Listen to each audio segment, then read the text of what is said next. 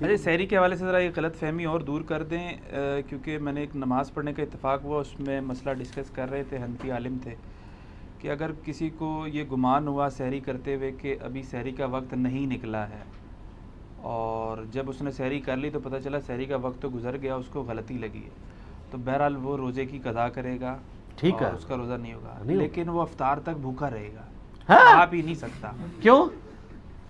یہی ہے نا کہ نہیں کھا پی سکتا، اسی لیے وجہ جب روزے ہی نہیں ہے۔ نہیں یہ واقعتاً میں نے خود گل پلازا یہ اسی طرح ہی ہے جس طرح فقہ حنفی میں لکھا ہوا ہے کہ ایک بوٹی کو آپ وہ دھاگے سے باندھیں اور کسی کے حلق میں ٹپکائیں اور پھر باہر نکال لیں تو اس سے روزہ نہیں ٹوٹے گا۔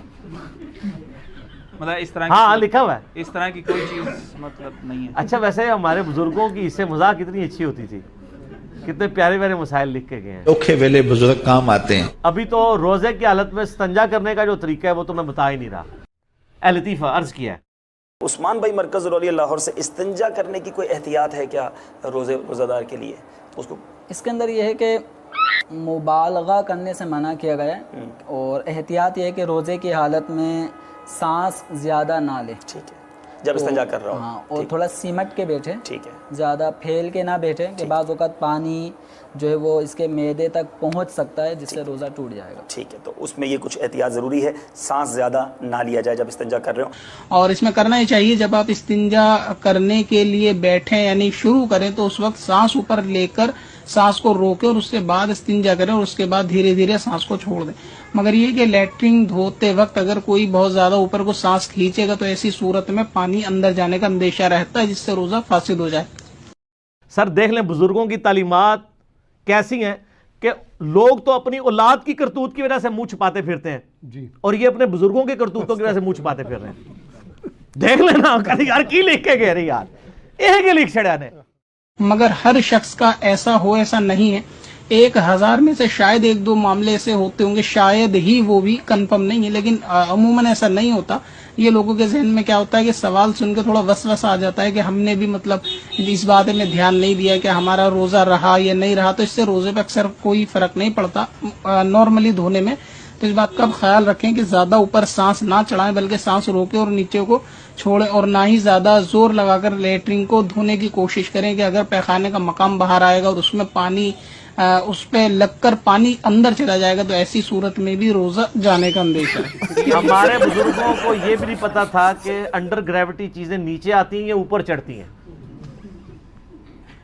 نیوٹنز لا جو گریوٹی ہے وہ بھی ان کو نہیں پتا تھا۔ تیرا باپ یہاں دین لے کے آیا تھا، وہی آیا تھا غزنی سے لے کے، یہاں شجر اسلام تیرے دادے نے نہیں بویا، بابے نے بویا۔ اچھا تسی دس دو کس واسطے ایسا میں دساں گا وہ کام بھی انہوں نے صحیح نہیں کیتا۔ دین واسطے آئے نا، کیڑا دین؟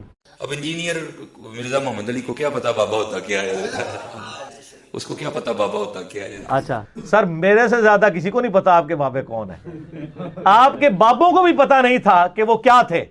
اچھا وہ مسئلہ غلط ہے جی جو آپ وہ حنفی عالم کا کہہ رہے ہیں، ایسا کوئی مسئلہ نہیں ہے۔ باقی یہ ہے کہ اگر کوئی شخص مطلب لیٹ اٹھتا ہے تو اب اس پہ یہ واجب نہیں کہ 8 پیرا روزہ رکھے، یہ لوگ فخریہ بتا رہے ہوتے ہیں، آپ روزہ چھوڑ دیں، ایک روزے کی قضا دے دیں، اگر کوئی نبھا سکتا ہے تو ضرور رکھے، ادروائز چھوڑ دیں، یہ آپ اس تکلیف سے نہ گزریں۔ حتیٰ کہ بخاری مسلم میں نبی علیہ السلام کے بارے میں آتا ہے، یعنی آپ علیہ السلام کی ایک خصوصیت تھی، آپ کو اللہ تعالیٰ نے اتنی ہمت بھی دی تھی کہ امہات المومنین کہتی ہیں کئی بار نبی علیہ السلام تشریف لاتے نا گھر، پوچھتے کھانے کے لیے کوئی چیز ہے تو ہم ناشتہ پیش کر دیتے تو آپ کھا لیتے، اور جب ہم کہتے کہ آج کچھ بھی نہیں تو کہتے ٹھیک ہے میں پھر روزہ رکھ لیتا ہوں۔ نفلی روزہ آپ نفلی روزے کی نیت آپ 10 کبریٰ سے پہلے کر سکتے ہیں۔ 10 کبریٰ ہے یعنی سورج جب بالکل سینٹر میں آ جاتا ہے، یعنی اشراق کا وقت ختم ہوتا ہے، پھر 10-12 منٹ کے بعد زور کا وقت داخل ہو جاتا ہے۔ یہ تو 40 منٹ کہتے ہیں، وہ تو جعلی ہے، 40 منٹ نہیں، بس ایگزیکٹ سینٹر میں جب سورج آتا ہے نا اپنے ٹریک کے دوران، جو ٹوٹل ٹریک اس کا بنتا ہے طلوع آفتاب سے غروب آفتاب کے درمیان، وہ روزانہ ڈیفرنٹ ہوتا ہے، اس سے 5 منٹ پہلے اور 5 منٹ بعد وہ مکروہ ٹائم ہے۔ جیسے ہی زوال آفتاب یعنی زوال ہوتا ہے، آفتاب گرتا ہے، زوال آفتاب کا مطلب ہوتا ہے زور کا وقت داخل ہونا، یہ بھی غلط العام ہے۔ زوال کا وقت کہتے ہیں مکروہ وقت کو لوگ، زوال کا وقت کہتے ہیں ظہر کے وقت کو۔ زوال آفتاب زوال پذیر ہوا، سینٹر سے وہ گر گیا غروب کی طرف، تو ظہر کا وقت داخل ہو گیا. وہ جو مکروہ وقت ہے نا جسے زوال کا وقت یہ کہتے ہیں وہ ہوتا ہے دحوہ کبریٰ. صحیح ہے. تو دحوہ کبریٰ سے پہلے آپ نفلی روزے کی نیت کر سکتے ہیں. البتہ